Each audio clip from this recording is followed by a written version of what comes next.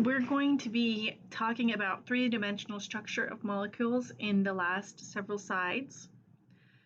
It would be beneficial to be capable of either accessing the 3D molecular modeling site that I gave you during this lecture, or to have a physical model kit with you, and to build some of the molecules so that you can play with them and rotate the bonds and look down the bond and to view what the PowerPoint is discussing.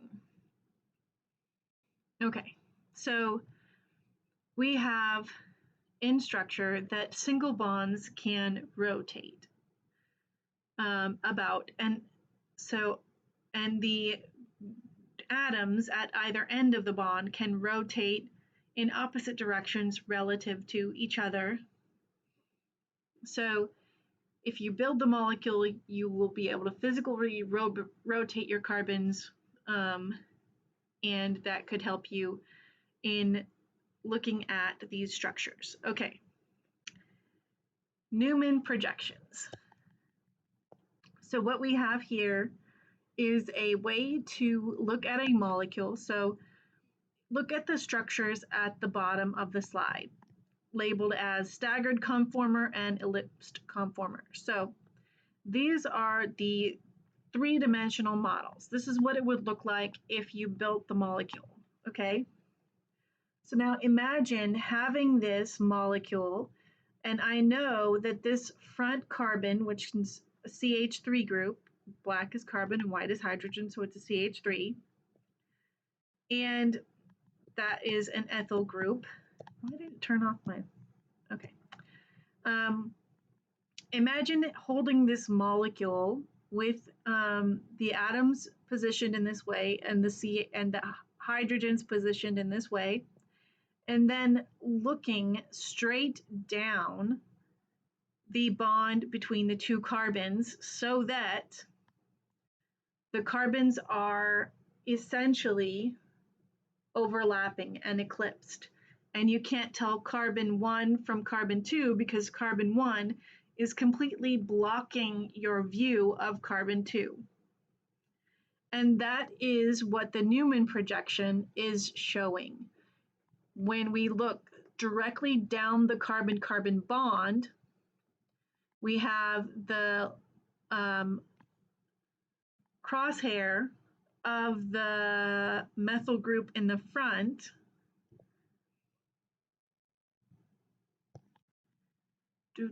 I'm going to erase some stuff here, but it's not working. So let me just erase this. Okay. Looking at this structure, we have a front carbon and a back carbon, okay? And the way that we draw Newman projections, which is when we're looking down a CC bond, is that the front carbon shows the skeletal structure of the carbon bonded to the three hydrogens. The carbon-carbon bond is going straight back, and so we'll make the front carbon is red, and the hydrogens of the front carbon sit on top of this back circle. And what the back circle represents, let's put this in green,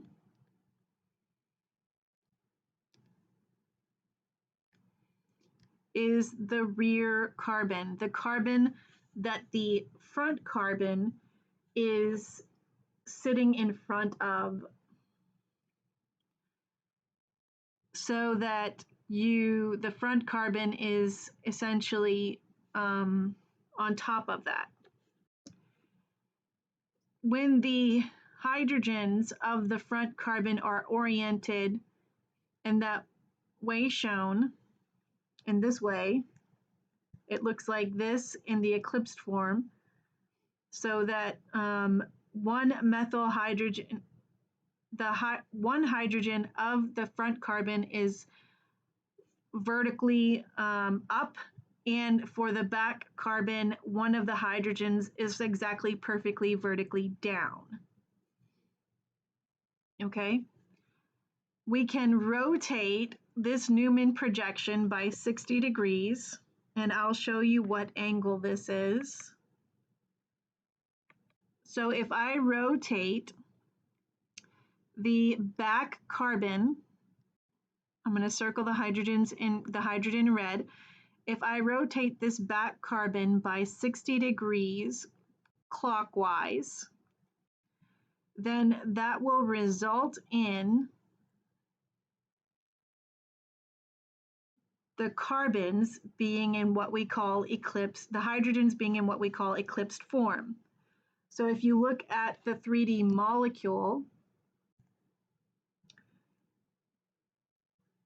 if you have the physical model in your hand and you're looking down the carbon-carbon bond so that the front carbon completely overlaps the back carbon, then in this position, the hydrogens will also completely overlap the hydrogens on the back carbon. And we call this the eclipsed conformer because the atoms are eclipsed when you look at it dead on.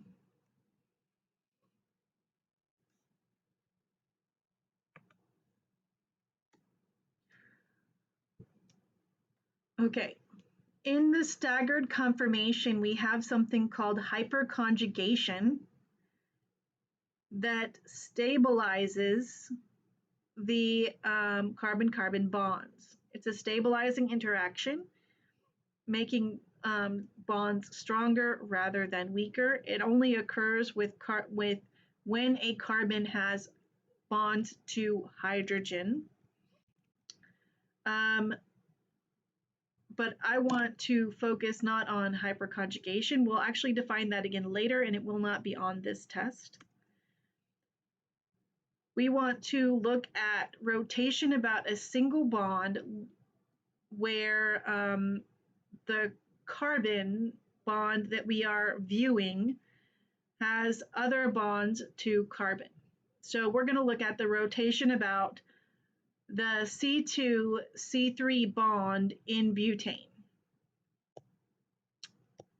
So the two carbons that we want to have completely eclipsed are C2 and C3.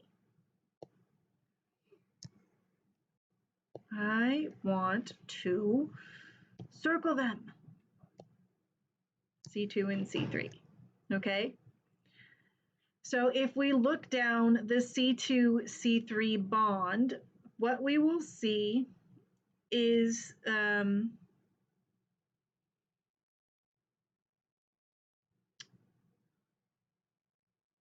we'll do that on the next slide. Okay, so on this slide, we have three carbon-carbon bonds that we can look down. We can look down the C1-C2, the C2-C3, or the C3-C4 with a Newman projection. The Newman projection that I have drawn here is the C2-C3 bond. So if you number your carbons, and you should be able to do this, it will help you answer questions on ACS exams. We have carbon 1 at the top of the circle, carbon 2 at the intersection of the three lines, carbon 3 is the big circle in the back,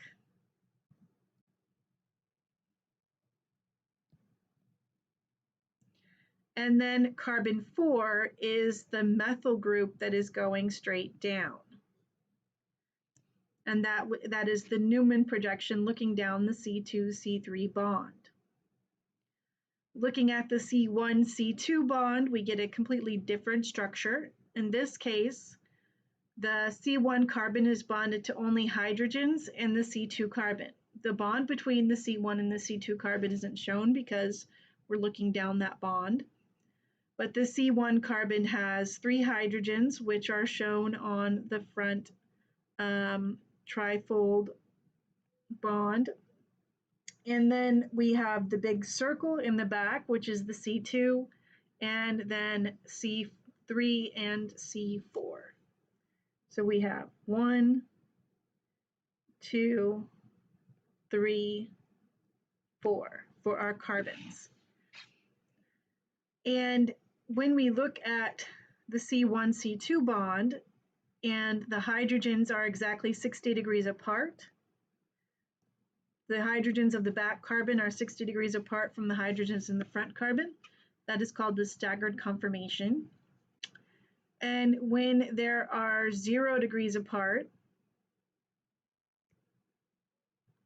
that is the eclipsed conformation. The staggered conformation is always more stable than the eclipsed conformation because of the nature of atoms. The outermost part of an atom is electrons.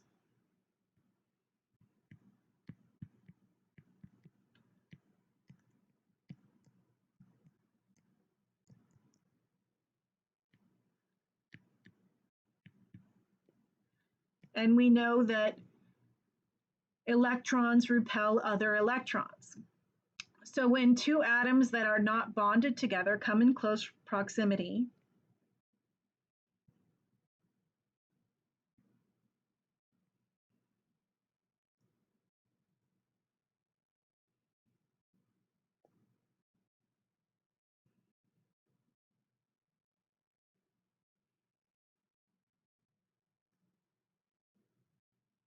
they will repel each other.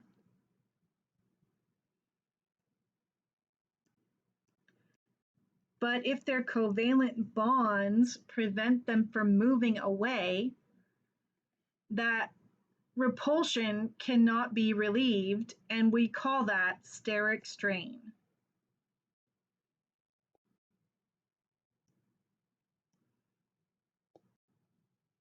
Unrelieved repulsion.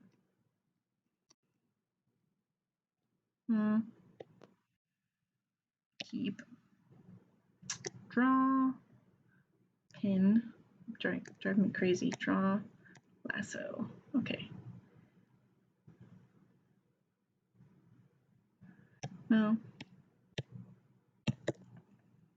I am going to be upset if it doesn't do what I tell it to do. Okay.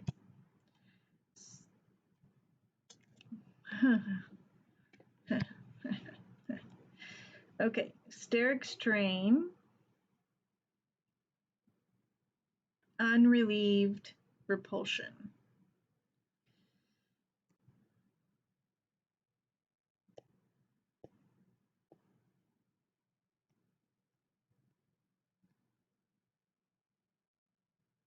Really?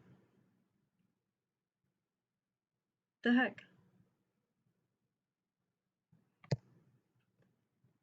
Okay, so let's move forward and look at what the implications are for our structures. So looking at rotation about the C2-C3 bond, we call the structure where C1 is eclipsed with C4 the syn conformation. And I like to tell students that they can remember when they are sinning because they're on top of each other. So in structure A, where the two largest groups, the methyl C1 and the methyl C4, are eclipsed, that is the highest energy conformation, as shown on the graph, which corresponds to 0 degrees. So 0 degrees between the two largest groups, the methyls C1 and C4, is shown here on the graph as being at the absolute maximum 4.5 kilocalories per mole in the syn conformation. That's the potential energy at 0 degrees. When we rotate the front carbon by 60 degrees and leave the back carbon where it is located, then this goes into what we call gauche conformation. So those C1 and C4 are still very close together, but not as close as when eclipsed. But because they are still close together, they are still repelling each other at that position. And so it is staggered, but it is not the lowest energy staggered conformation. So if you go down to B on the graph with the gauche conformation, then at 60 degrees, you see that the baseline or the trough of that peak is not at zero. So if it's not at zero, it's not at the lowest energy. For another 60-degree rotation of the front carbon, then both of the C4 methyl group and the C1 methyl group go back into eclipsed conformation, but in this case they are eclipsed with hydrogen atoms, which are smaller than methyl groups, and so this eclipsed conformation is lower energy than the eclipsed conformation of A. And you can look at that on the graph, look at A on the graph. It has the highest point at the top of the blue area. And then look at C on the graph, and you can see that it is below point A. So it's lower energy because the group that is eclipsing the methyl groups is smaller. We rotate further the front carbon by another 60 degrees. We get to structure D. And structure D is a very important conformation that we call the anti-conformation. And this means that C1 and C4 are 180 degrees apart. And they are in completely opposite directions. This is the lowest energy staggered conformation. Our two largest groups on the carbons that we are looking down, C2 and C3, which are the C4 carbon and the C1 carbon, those two largest groups are exactly opposite of each other, 180 degrees apart. That's called anti, and that is the lowest energy staggered conformation. Because those large groups are as far apart as they can get, and that means that there will be less repulsion of carbon 1 to carbon 4. And so if you look on the graph at D, you will see that D is the absolute minimum, the lowest energy value of the graph. We can continue rotating the front carbon by another 60 degrees, and in that case, we'll go into a syn conformation where C1 is eclipsed with a hydrogen and C4 is eclipsed with a hydrogen. This will be equal in energy to the C, which also had a carbon eclipsed by a hydrogen and carbon 4 eclipsed by a hydrogen.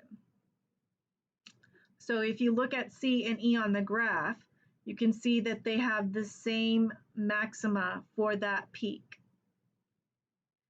Then we rotate another 60 degrees and we get into the conformation F. And now our C1 is again 60 degrees apart from C4, and this is another gauche conformation. So all that is required for something to be called gauche is for it to be 60 degrees apart from another carbon group.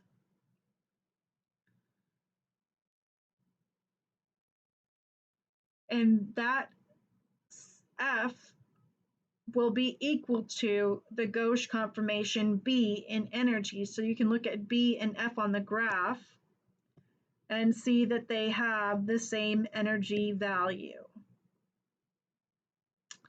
If we rotate the gauche another 60 degrees, we get back to our original structure, A, where C1 and C4 are eclipsed and at the highest energy point.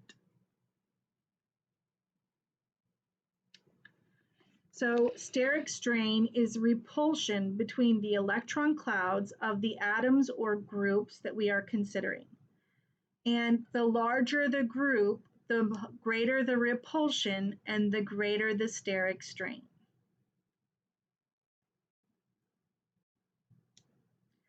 The preference for the staggered conformation that we represent in our skeletal structures is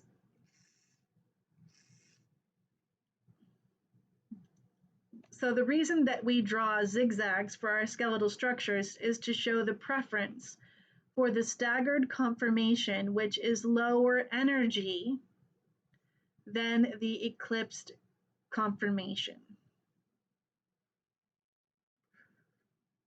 So drawing in a zigzag results in these groups being completely opposite from these groups. And so then that group in red would be opposite from this group in blue, which would be opposite from the next group in blue, and we can go so on and so forth. Opposites of the previous blue, opposite of the previous green. We got green to orange are opposite, orange to orange is opposite, and etc. So that gives us the anti-conformation for all of these interactions and makes it more stable because there is less steric strain.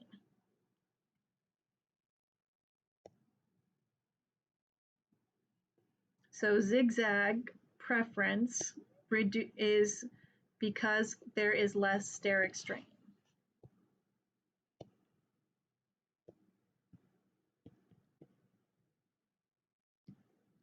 Zigzag equal to staggered,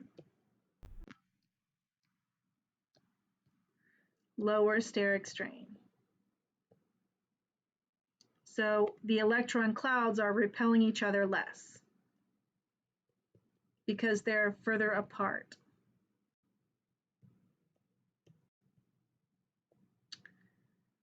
Greater distance between electron clouds. Less steric strain, greater distance between electron clouds.